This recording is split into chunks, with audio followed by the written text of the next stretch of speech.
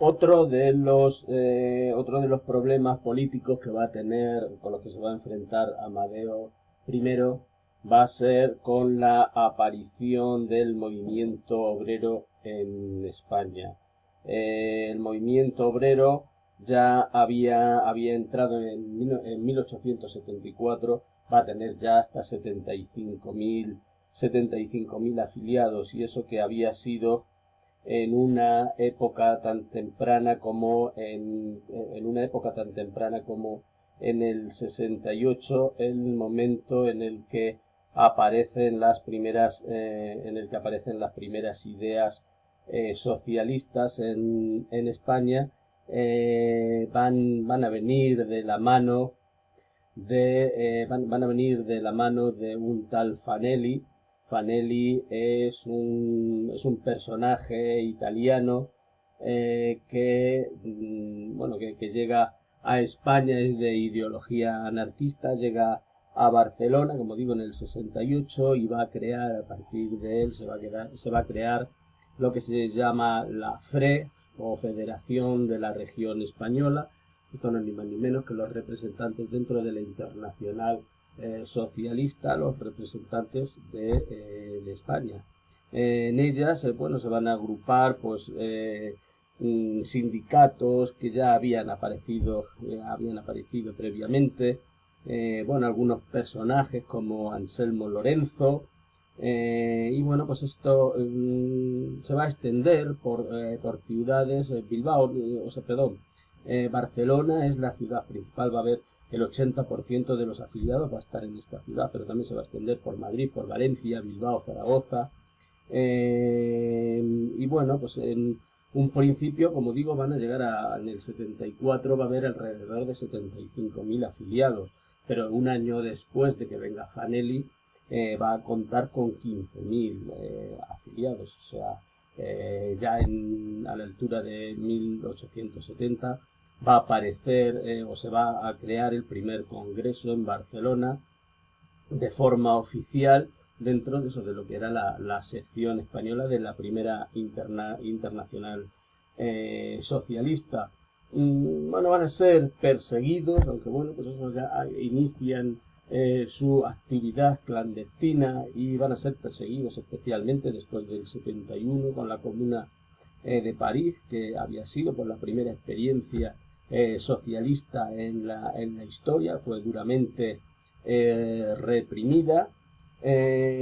También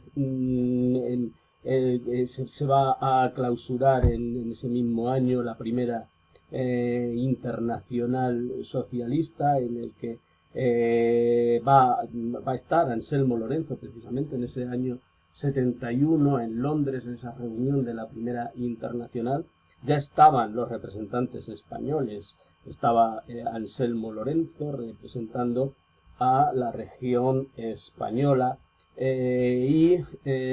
ante la defensa de esas tesis que se defendían dentro de España, que había traído Fanelli, de la mano de Marx, ese enfrentamiento que existía dentro de la primera internacional y que finalmente va a acabar con la expulsión de los anarquistas, Marx va a enviar a España a su propio cuñado, a Lafargue, para que extienda las tesis marxistas en España en contra de las comunistas. No va a tener demasiado éxito. Los anarquistas van a ser mucho más numerosos en España hasta el periodo de la Segunda República. O sea, van a ser mayoritarios, especialmente en Cataluña y en Andalucía durante todo el final del siglo XIX.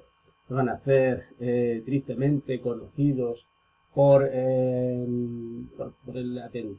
los atentados terroristas que van a cometer, y los asesinatos, y más que por otras cosas. Y como digo, van a durar o van a llegar hasta los años 30, siendo la sección mayoritaria de este movimiento obrero. Va a haber esa división, como digo, que va a haber dentro de España, entre los marxistas y los anarquistas, con ese mayor número de anarquistas. También va a haber en este momento muchas revueltas republicanas. Los republicanos, tras el fracaso ostensible que está a la vista con respecto a esta nueva monarquía de Amadeo I, y que no era muy bien visto dentro de la sociedad española, pues van a protagonizar movimientos, eso, tanto campesinos y obreros. Va a haber levantamientos, y aprovechando ese momento de libertad de asociación que había aparecido tras el año 68, pues se va a organizar y se va a movilizar este movimiento obrero, y además el movimiento republicano también. Va a ser un momento de una inestabilidad política importante, en la que, para hacernos una idea, va a haber 7 gobiernos durante este momento en el que Serrano va a ser el regente. Va a haber hasta 7 gobiernos. Sagasta, Zorrilla, varios van a ser quienes van a estar en ese gobierno. Va a haber también ruptura de las alianzas entre los propios partidos, entre los progresistas, los unionistas, por esas luchas, además personales, entre Zorrilla, Sagasta, por ejemplo. Y finalmente, a la muerte del gran general Prim, el Partido Progresista se va a dividir, y van a aparecer dos partidos distintos dentro del propio partido. Uno va a ser el constitucional, que será el que esté más a la derecha. Va a ser Serrano, va a ser su máximo exponente, y también va a entrar en este partido Sagasta, que será más conocido posteriormente dentro del periodo de la Restauración. También el Partido Democrático Radical como ala izquierda. Aquí entra la mayoría, va a estar la mayoría del Partido Progresista, y bueno, va a ser dirigido por el escritor, Ruiz Zorrilla, y bueno, va a actuar también de forma de desestabilización de la propia monarquía. También va a tener que enfrentarse Amadeo I con algunos problemas internacionales muy importantes, como lo que se puede llamar la primera crisis mundial o crisis global económica del capitalismo, que va a aparecer en 1873. Tenemos esta gran crisis. Va a ser la primera crisis de superproducción, en la que pues va a haber también cosas que vamos a ver posteriormente, en la del 29, vamos a ir viendo a lo largo de otras crisis, pero tenemos, como en el año 29, dos características que coinciden, como la superproducción, pérdida de los beneficios de la empresa, y bueno, esto va a ser tanto en la industria textil, importante en Cataluña, y además también muy importante con respecto a la exportación agrícola que se venía dando. A esa oferta de productos agrícolas, al hundirse los precios, pues vendrá la ruina o la quiebra de estos grandes propietarios. Va a haber también un aumento importante de producción en otros países, y el incremento también de los intercambios comerciales, con lo cual más competencia, pues menores beneficios. Va a haber un momento, pues, de superproducción, como decimos, por la intervención, pues eso, de otros países, la producción de otros países. Luego también va a haber una gran crisis, también es una característica que también conocemos, de crisis más cercana, que es la crisis bursátil, viene además provocada por el pánico que ocurre en el año 73 y venía dada por la especulación que se había dado con este elemento del desarrollo que había sido el ferrocarril y la especulación que se había venido dando con todas las compañías que habían venido haciéndola. No es una crisis exclusivamente de España, sino que es una crisis mundial. Bueno, pues eso se había extendido pues desde Filadelfia, desde Estados Unidos a la bolsa de Nueva York, y bueno, pues se habría expandido también a Europa y a España. Sería también el momento en el que veremos cómo va a ser el final de la supremacía económica o industrial inglesa y el momento en el que va a aparecer en escena como un máxima potencia industrial después de su guerra de secesión en Estados Unidos, los propios Estados Unidos. La Alemania también va a iniciarse desde la unificación.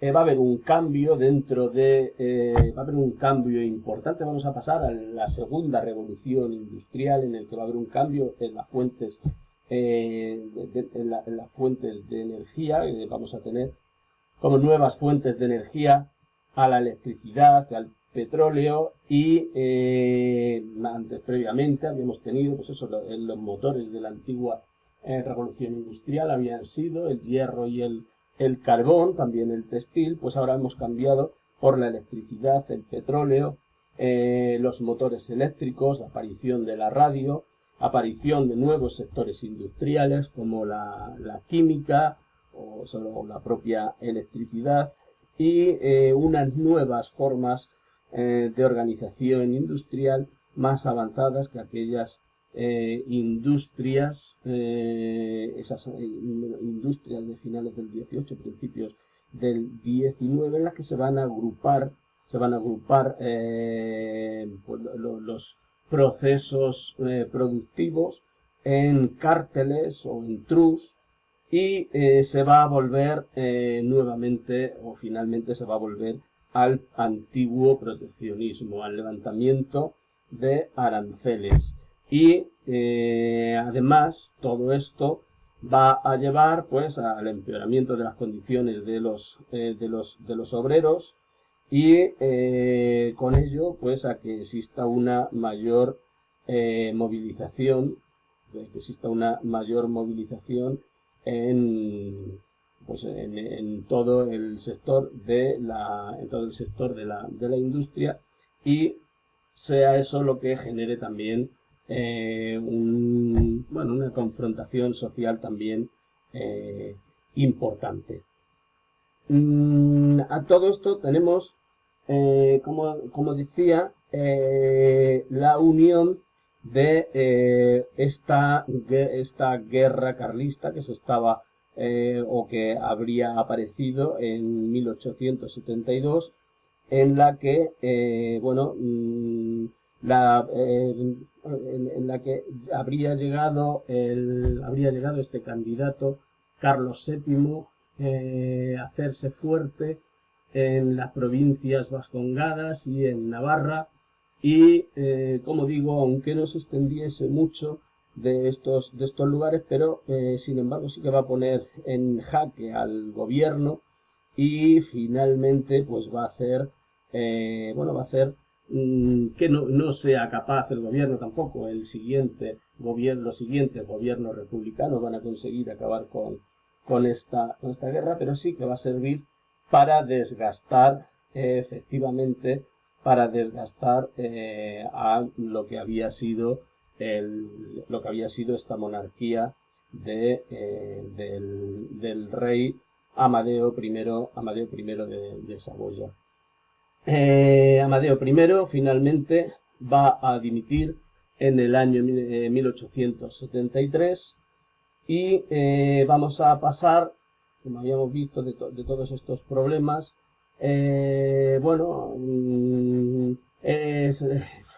va a tener unos problemas importantes, o sea, a todos estos que son eso, las causas por las que nuestro rey va a abdicar, pues se unen algunas que sí que son coyunturales. O sea, dentro de este momento, claro, con el poco apoyo que tiene, pues no tenía políticos de altura en los que apoyarse. Va a sufrir incluso un atentado contra su propia vida. Y además va a haber un levantamiento dentro del propio cuerpo de artillería, en el que, bueno, pues Amadeo I, eso se va a sentir traicionado y engañado por quienes consideraban, bueno, las únicas personas de confianza que había tenido en España, entre ellos Zorrilla.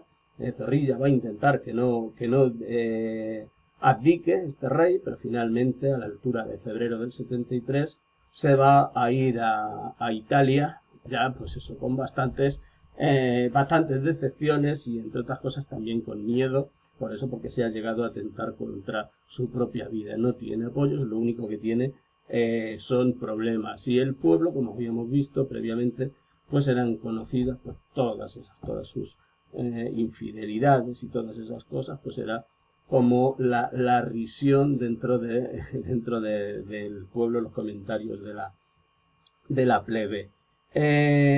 Bueno, como no existía ningún candidato alternativo, no hubo otra opción. La Primera República no llegó no llegó a imponerse o a instaurarse por los republicanos, sino por la falta de un rey. Va a ser el único motivo por el que va a aparecer esta Primera República a España. Como no tenía esos apoyos tampoco, que decimos, pues va a tener durante todo el periodo una carencia importante del respaldo de los republicanos. No tienen ni tan siquiera o sea, ni tan siquiera su partido es mayoritario en votos, con lo cual no va a tener ese apoyo. Tampoco tiene el apoyo, evidentemente, de la oligarquía que existe en ese momento, ni la nobleza, ni el clero, tampoco del pueblo.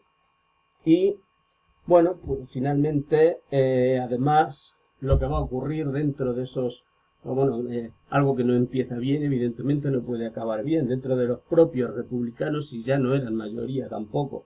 Además están completamente fragmentados. Habíamos visto como por una parte estaban los unitarios que que eran partidarios del centralismo de Estanislao Figueras, o de Castelar también, y luego por otra parte estaban los federados. Dentro de los federados va a haber también dos facciones más reconocibles. Tenemos dentro de los primeros los unitarios. Habíamos visto como los máximos representantes, o sea, son republicanos centralistas o unitarios, y están representados por Figueras y por Emilio Castelar. Y por otra parte están los federalistas, que son partidarios de la descentralización del Estado.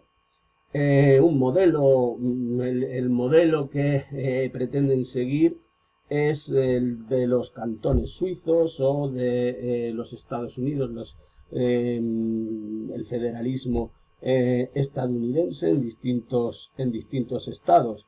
Estos países además habían reconocido, tanto Estados Unidos como Suiza, eran los dos únicos países que reconocieron a la Primera República española.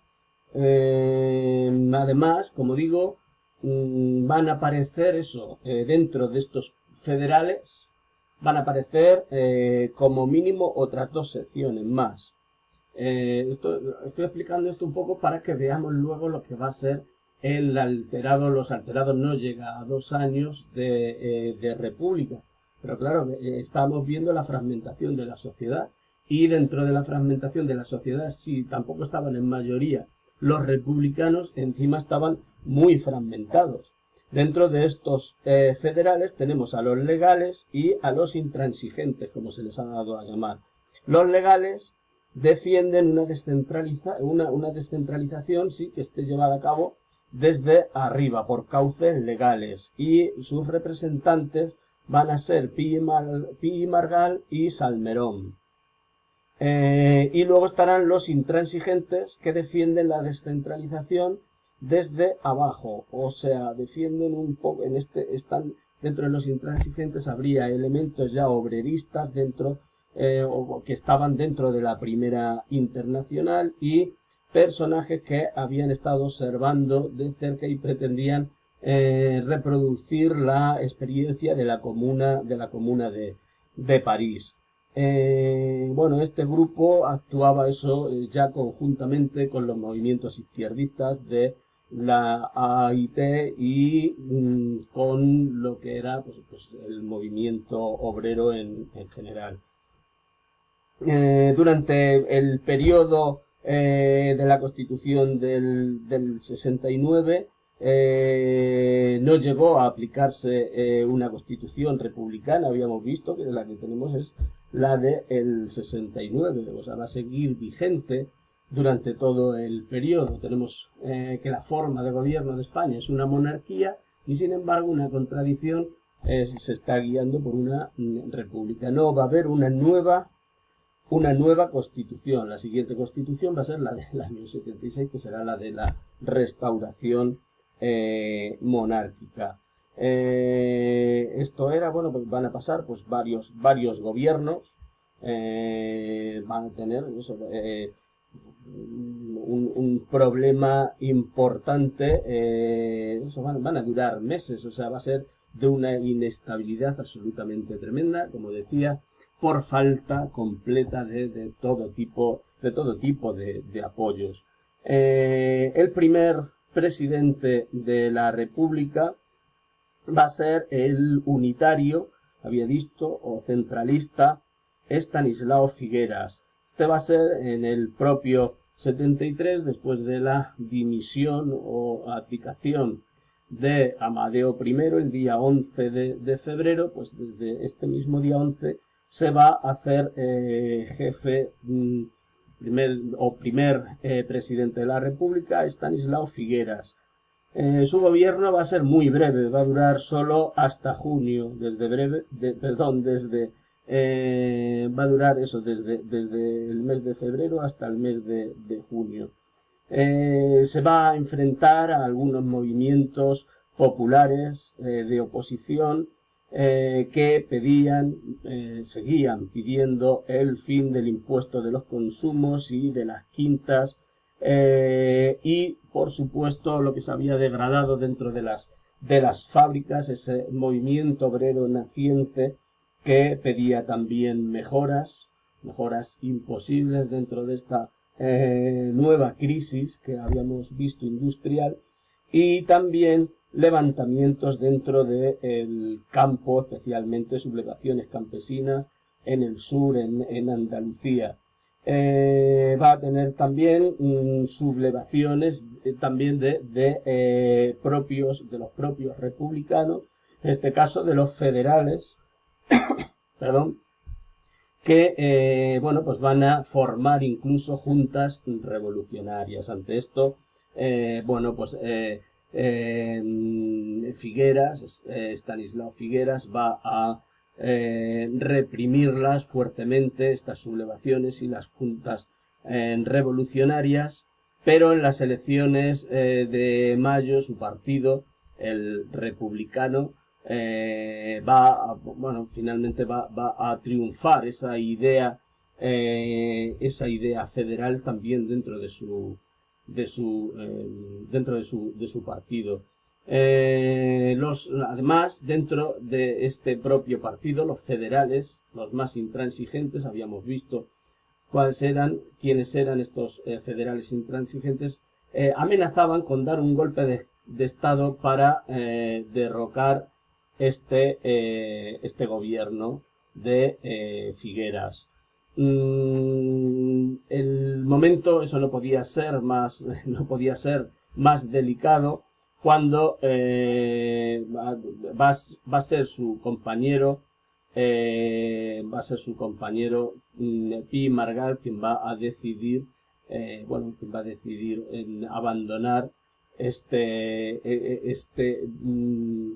gobierno, y finalmente va a ser él quien va a tomar el título de presidente con el apoyo de los federales intransigentes. Con lo cual el golpe de Estado se va a evaporar, pero tampoco va a ser un gobierno nada estable. Va a ser un gobierno que va a durar un par de meses nada más. Va a ser nada más que durante ni durante el verano, junio y julio nada más. Va a hacer algunas cosas como intentar aumentar los derechos laborales de los trabajadores. Se va a prohibir que trabajen los menores de 10 años. Y entre 14 y 17 años una jornada de máximo de 8 horas. Algunas medidas como jurados mixtos de obreros y patronos para resolver problemas, y bueno, también que las fábricas debían crear y sostener algún tipo de escuelas para enseñar a los hijos de los obreros, pues eso, las primeras letras y poco más. Estas serían algunas de las pocas cosas a las que le dio tiempo a hacer. Y bueno, también se inició un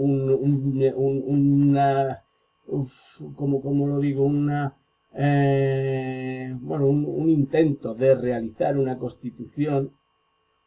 Sería encargada por el propio Pi Margall y sería redactada por Emilio Castelar. Nunca llegaría a funcionar, como he dicho antes, sería la del 69, la que estaría en proceso durante todo el periodo. Era además muy parecida, era prácticamente una copia, tenía algunas diferencias en la que la soberanía nacional era única y se hacía una división del Estado en 17 estados federales. Tenía una cuestión muy importante que era la abolición de la esclavitud en las colonias. Esta abolición tenía que ver especialmente con Cuba. Dentro de la península ibérica dentro de España no existía una esclavitud o no había esclavos, pero en Cuba sí, pero no llegó a aplicarse nunca. Sí, en Puerto Rico sí que llegó a aplicarse.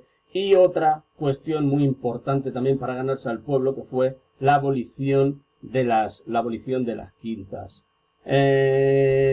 Además, a la libertad de culto se añade la financiación de la Iglesia por parte del Estado. También intentó quitarse. Finalmente Pi Margall pues va a discutir con los federales intransigentes, porque aunque puso fin a o por lo menos teóricamente, porque tampoco puso fin a las quintas, esto no le dio tiempo tampoco a hacer nada de esto. Pero el impuesto de consumos nunca jamás se lo llegaría a plantear, y era básicamente el problema que estaban teniendo las clases más bajas. Eran esos dos problemas. Uno de ellos había dicho que se iba a solucionar, el otro no, pero no se pusieron medios para hacerlo. Finalmente se va a llevar a cabo una revolución cantonal. Cada una de estas juntas que se creaban o que se habían creado previamente van a proclamar repúblicas independientes, pues eso, de ámbitos locales o territoriales muy pequeños, de ideologías además completamente distintas unas de otras. Unos eran liberales, otros eran anarquistas. Pues se van a levantar, pues eso, en Levante, en Castellón, Valencia, Alcoy, Alicante, en Andalucía también, en Bailén, Granada, Málaga, Algeciras. No afectaría esto ni a Cataluña, ni al País Vasco, ni a Asturias, donde en estos momentos dominaba el movimiento carlista, que hablaremos también ahora después de ese movimiento carlista. Estas estos cantones, este movimiento cantonal, va a tomar medidas revolucionarias, como, bueno, pues se va a multar a los ricos, se va a ejecutar a algunos alcaldes liberales, se van a quemar, se va a emprender contra las fábricas, se van a quemar fábricas, confiscar tierras a terratenientes, y bueno, pues va a haber repartos también repartos de tierra. Los anarquistas, los socialistas, los marxistas se van a unir también a este proceso revolucionario, en la misma línea de este movimiento cantonal. Tenemos también Pi Margall, solo quiere negociar y se niega a reprimir a estos cantones. Esta debilidad finalmente va a llevar a que se agrave la situación de una forma importante por no haberlo cortado de raíz desde un primer momento, y va a ser sustituido por otro republicano federalista, que en este caso sí va a estar dispuesto a utilizar la fuerza. Pi Margall, lo que se había negado no solo era reprimir, sino aplicar la pena de muerte, era incapaz de firmar una pena de muerte, y Salmerón finalmente será quien llegue al gobierno con una mano dura. Va a llevar a cabo una represión que va a significar directamente la ruptura entre el movimiento republicano con el obrerismo, con todo lo que significaba el movimiento obrero, que se había adherido en un primer momento a este movimiento cantonalista. A partir de aquí, bueno, Salmerón tampoco va a durar mucho. Entre julio y septiembre va a mandar al ejército directamente a reprimir estos cantones. Otro conocido general, el general Pavía, que vamos a ver posteriormente, va a someter a esos cantones andaluces. Otro general conocido, que es Martínez Campos, que también vamos a ver posteriormente, someterá a la zona del Levante. Salmerón finalmente se enfrenta a los generales y se niega a traspasarles el poder judicial en esos lugares que habían reconquistado, y ya que quieren eso, lo que querían era directamente procesar a los sublevados en tribunales militares, no civiles, lo que significaba directamente la pena de muerte. Salmerón no va a querer, se aprobó en el Congreso en contra de esta opinión, y también va a dimitir Salmerón por problemas de conciencia. Finalmente, el último presidente de la República va a ser Emilio Castelar, que es un republicano unitario centralista también. Este sí va a firmar estas penas de muerte, se va a conquistar, va a terminar ya con el movimiento cantonal finalmente. Se va a producir un giro importante a la derecha, al Partido Demócrata Radical. Se va a reforzar el ejército, va a haber un aumento del reclutamiento a través del sistema de quintas, además, que era tan que no gustaban absolutamente nada. Va a aparecer un autoritarismo importante, un presidencialismo, se va a disolver las cortes y se va a gobernar por decreto. Va a acusar a los cantonalistas de separatistas. Aún no existe, no ha aparecido los movimientos nacionalistas, ya hablaremos de los movimientos nacionalistas. En este momento existen todavía o naciendo movimientos regionalistas, culturales, pero todavía no existe nada de separatismo ni independentismo, nada parecido. En enero se van a reabrir las cortes y van a prever unas nuevas elecciones que se prevé que vayan a ganar los republicanos federalistas nuevamente.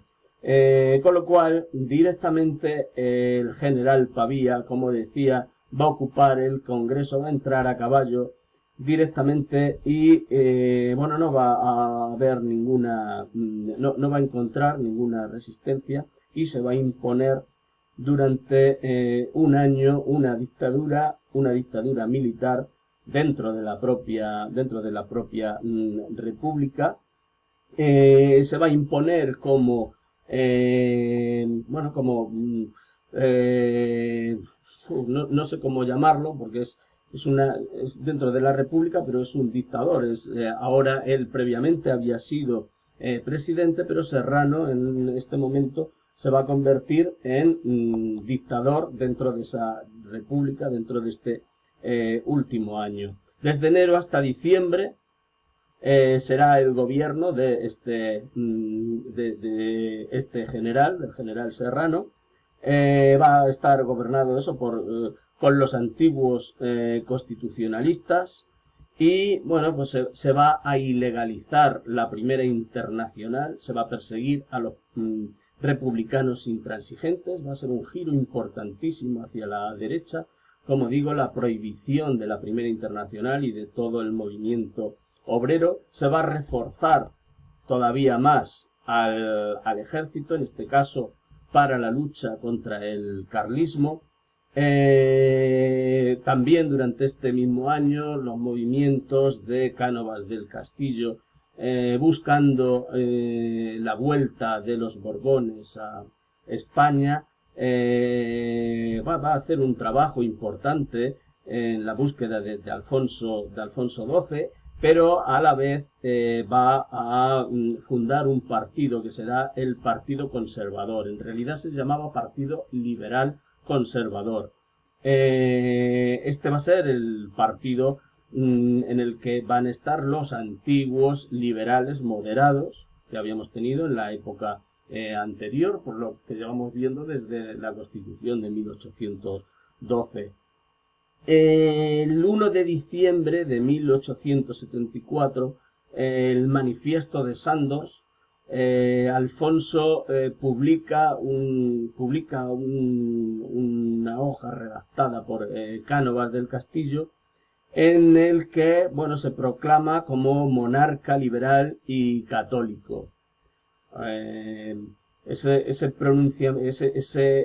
manifiesto va a ser el que dé lugar, o no que dé lugar, porque el Cánovas del Castillo nunca quiso que se diese un golpe de Estado, quería que los militares se mantuviesen apartados de lo que era el orden constitucional que él quería. Él admiraba el sistema parlamentario inglés, y luego que va a ocurrir va a ser que en esos trabajos que estaba haciendo para la vuelta al parlamentarismo y de la monarquía, pues se le va a adelantar el 29 de diciembre un militar, en este caso Martínez Campos, que va a proclamar directamente a Alfonso como rey. El artífice, como digo, va a ser Cánovas. Van a aparecer dos partidos políticos, este de Cánovas que habíamos visto, y el partido de Sagasta, que a partir de este momento se van a ir turnando en el poder. Pero que ese ya es un nuevo momento político, es el inicio de la restauración borbónica. Hoy hemos visto este periodo del sexenio democrático. Nos quedan algunos flecos por ver, que vamos a ver en el próximo vídeo a través de una presentación, y bueno, veremos algunas otras partes que se nos han quedado por ahí, como por ejemplo la guerra de Cuba.